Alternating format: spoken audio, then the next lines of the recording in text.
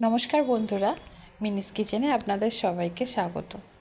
আজকে নিয়ে এসেছি আবার নতুন একটা রেসিপি, সেটা হলো বেলের শরবত।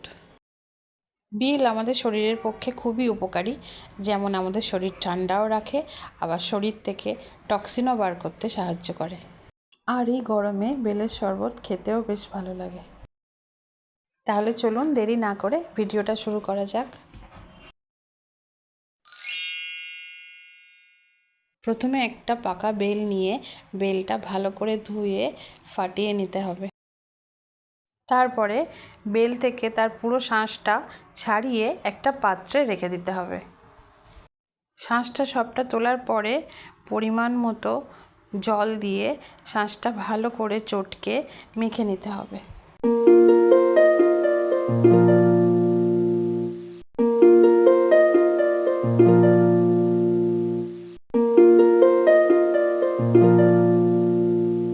বেলটা খুব ভালোভাবে মাখতে হবে যতক্ষণ না শিরাগুলো বেল থেকে আলাদা হয়ে যায়।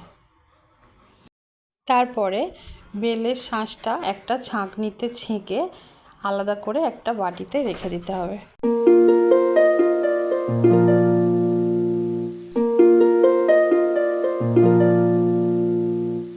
বেলটা পুরোটা ছাঁকা হয়ে গেলে বেলের মধ্যে পরিমাণ মতন চিনি দিয়ে ভালো করে চিনিটা গুলে নিতে হবে।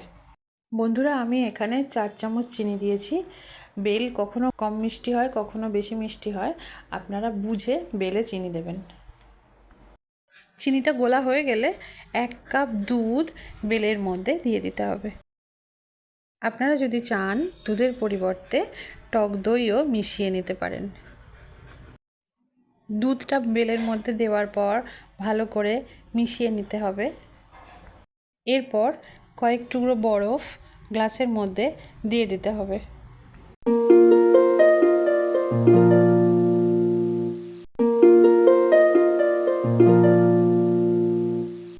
তারপরে বাটিতে রাখা বেলটা গ্লাসের মধ্যে দিয়ে দিলেই তৈরি হয়ে যাবে বেলের শরবত বা বেলের পানা।